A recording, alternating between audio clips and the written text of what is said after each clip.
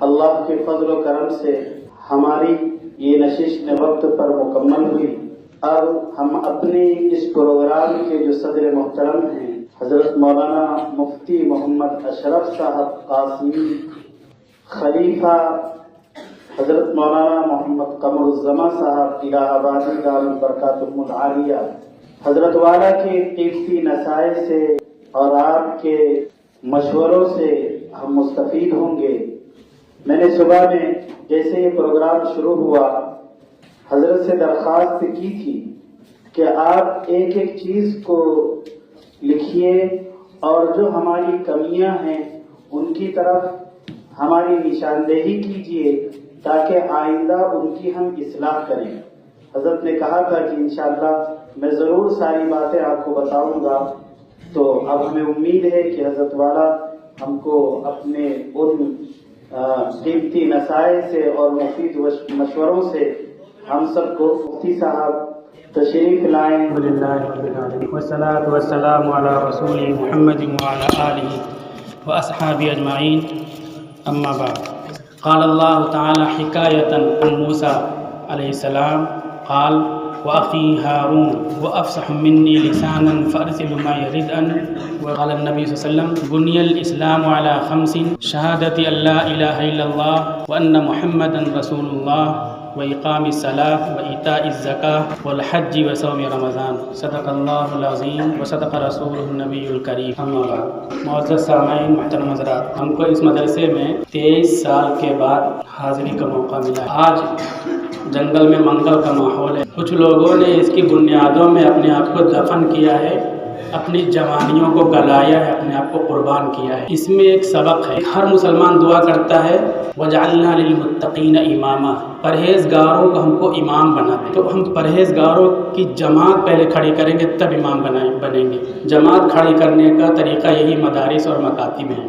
ہم یہ چاہتے ہیں، طلبہ سے کہتا ہوں کہ کوئی پہلے سے نظام ہو، ہم وہاں جائیں اور پیشوا بن جائیں، تو یہ عام طور پر نہیں ہوتا۔ امامت اور پیشوائی وہاں آپ کو ملے گی جہاں کوئی نظام موجود نہ ہو، جہاں بکھراؤ ہو، جہاں انتشار ہو، مشکلات اور مسائل ہو۔ امامت اور پیشوائی کے لیے یہ علاقے بہترین مواقع فراہم کرتے ہیں۔ آدیواسی علاقے، جنگلی علاقے، انٹرے علاقے، اس فطری نظام کے تحت اس مدرسے کے بانیوں نے اپنے آپ کو قربان کیا، تو آج وہ علاقے کی نہیں بلکہ قوموں کے امام بنے ہوئے ہیں، کیونکہ اپنی جوانی کو لگایا، قربان کیا۔ ان سب کو مبارکباد دیتا ہوں، اور ان لوگوں کے حوصلوں کو کی پوری جوانی گلا دی۔ جب 23 سال بعد میری مولانا سلامت اللہ صاحب سے ملاقات ہوئی تو میں نہیں پہچان پایا، بالکل نوجوان تھے، نوجوانی کو جنگل میں گلا دیا۔ تو آج یہ بزم سجی ہے، سب کو امام بننا ہے، پیشوا بننا ہے۔ امامت اور پیشوائی کے لیے ایسے ہی علاقوں کا انتخاب کرنا ہوگا۔ ابھی جمشید پور کی طرف سفر میں تھا اکیڈمی کے، تو جو انٹرے علاقے، جنگلی علاقے ہیں، ان کے بارے میں معلوم کیا کہ طاقت کے ساتھ ایک طرف سے دوسری طرف کے لوگ کیوں کھڑے ہو گئے اپنے حقوق کے مطالبہ کے لیے، اپنے حقوق کو حاصل کرنے کے لیے جان کی بازی لگا رہے ہیں۔ ان کی عورتیں بھی، مرد بھی۔ ہم نے پوچھا کہ یہ جاہل بھی ہیں، سہولیات سے دور بھی ہیں، کمیونیکیشن کا نظام بھی نہیں ہے، پھر بھی اتنی طاقت کے ساتھ اپنے اسٹینڈ پر کیوں کھڑے ہیں، کیسے کھڑے ہیں؟ تو انہوں نے بتایا اگرچہ یہ جاہل ہیں لیکن اس میں کچھ لوگ پڑھے لکھے ہیں جو سب کو مربوط کرتے ہیں، رہنمائی، گائیڈنگ کرتے ہیں۔ تو دیکھیے، جنگل بیابان اور ایسا مقام، ایسی جگہ جہاں نظام نہ ہو، منظم نہ ہو، وہاں آپ کام کرو گے تو امام اور پیشوا بن جاؤ گے۔ یہ عملی مثال اس مدرسے کی ہے۔ حضرت مولانا سلامت اللہ صاحب، حضرت مولانا ہاشمی صاحب، ان لوگوں نے اپنی جوانی کو گلائی ہے، اس کی بنیادوں میں دفن کیا ہے، تو آج یہ امام ہیں، پیشوا ہیں، دنیا سے چلے جائیں گے۔ صدیوں کی شبکاری ان کے حسین چہروں کو منتقل نہیں کر سکتی ہے، بے شمار سینوں میں ان کے چہرے جگمگاتے رہیں گے۔ 2 پروگرام ہوئے، ایک عربک کے، ایک اردو کے۔ عربی کی اہمیت آپ سمجھیں، عربی قرآن کی زبان ہے، تمام کتابیں مرکزی مصدری عربی ہی میں دستیاب ہیں، اردو میں بھی ہیں، لیکن عربی ایک کمپلیٹ اور مکمل زبان ہے۔ 1400 سال پہلے جو عربی تھی، آج بھی وہ عربی موجود ہے۔ ہزاروں سال کے بعد بھی اپنی حالت پر رہے گی۔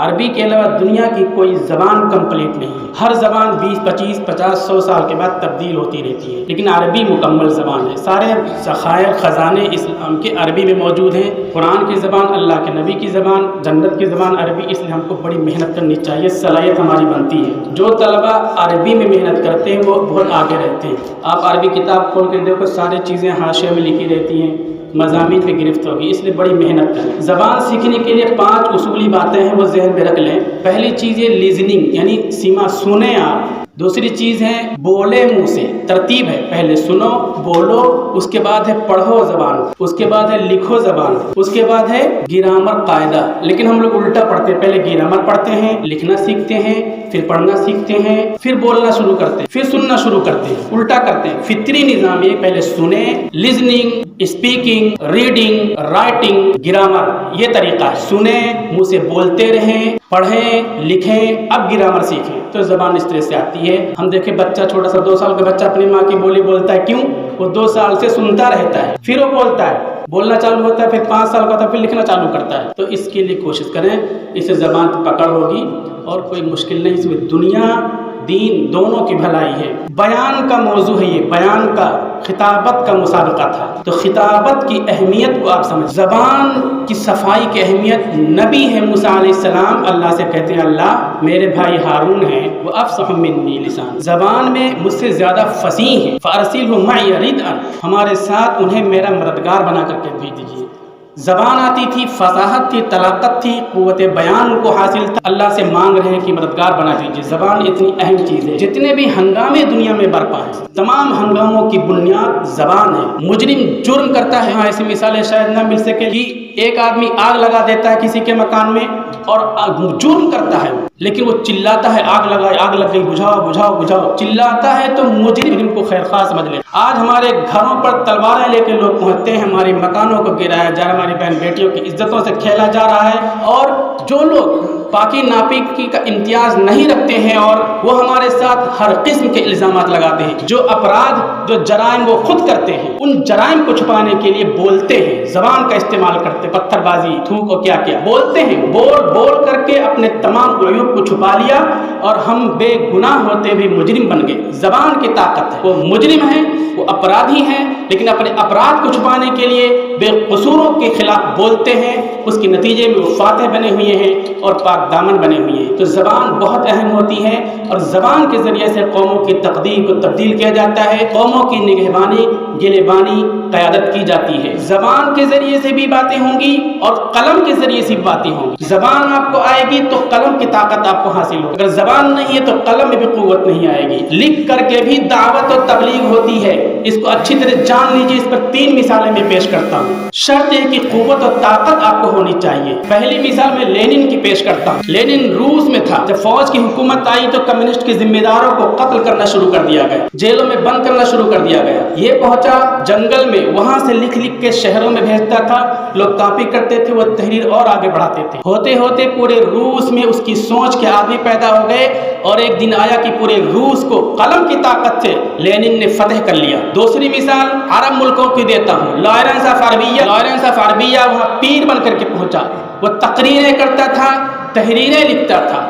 اس کے نتیجے میں پورے عرب کے اندر اس کے ہمدرد پیدا ہو گئے اور اس کی تقریروں کے نتیجے میں عربوں کے اندر وہ آگ لگا دی کہ حرم، وہ کعبہ جہاں جانوروں کو مارنا گناہ ہے، بلی بندر کو مارنا گناہ ہے، یہ عرب کے لوگ عثمانیوں کو کعبہ کے اندر قتل کرنے لگے.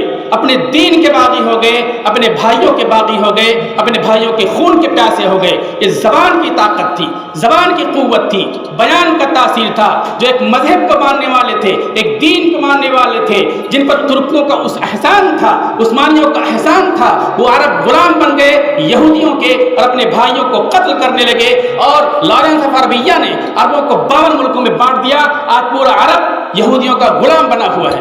زبان کی قوت تھی یہ، بیان کی قوت تھی یہ. ایک آدمی تنہا پورے عرب کو غلام بنانے کے لیے کافی ہوا.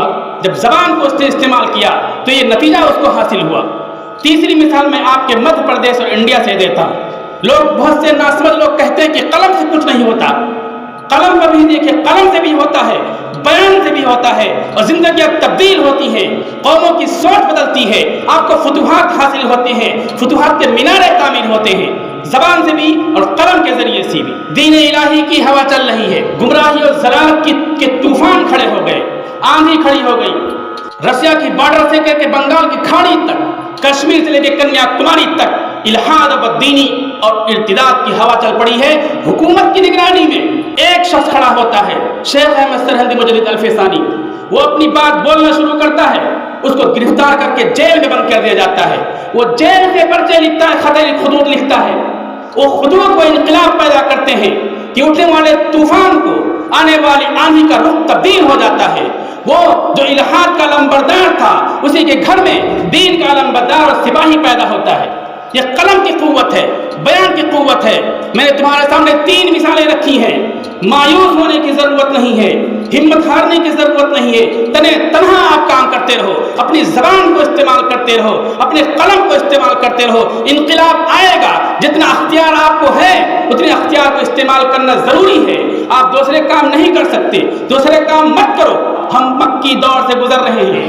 اللہ تعالیٰ کہتے ہیں اذن للذین یقاتلون بانہم ظلموا، 70 مرتبہ مکہ میں مسلمانوں کو روکا گیا، خبردار خبردار، تمہارے سامنے بلال کو گھسیٹا جا رہا ہے، تمہارے سامنے عمار کو لپیٹ کے مارا جا رہا ہے، لیکن تم دعوت کا کام کرتے رہو، فزیکل فائٹنگ سے اپنے آپ کو بچاتے رہنا، دعوت کا کام کرتے رہنا۔ دعوت کا کام زبان کے ذریعے سے ہوگا، دعوت کا کام زبان کے ذریعے سے ہوگا۔ ہم مکی دور سے گزر رہے ہیں، اصل جو ترتیب ہے اس ترتیب کو چھوڑ دیا اور دوسری چیزیں ہم بولتے ہیں، نہیں بولنا چاہیے۔ دعوت کی اہمیت اور تبلیغ کی اہمیت بتائی جائے، بیان کے ذریعے دعوت تبلیغ ہوتی ہے۔ ہم نے بخاری کے حدیث تلاوت کی، کتاب الایمان کے شروع میں یہ بات آتی ہے، یہ بہت اہم بات ہے۔ ہمارے علماء اساتذہ بھی موجود ہیں، طلبہ بھی موجود ہیں۔ میں پوچھتا ہوں بچوں بتاؤ اسلام کی بنیاد کتنی چیزوں پر ہے؟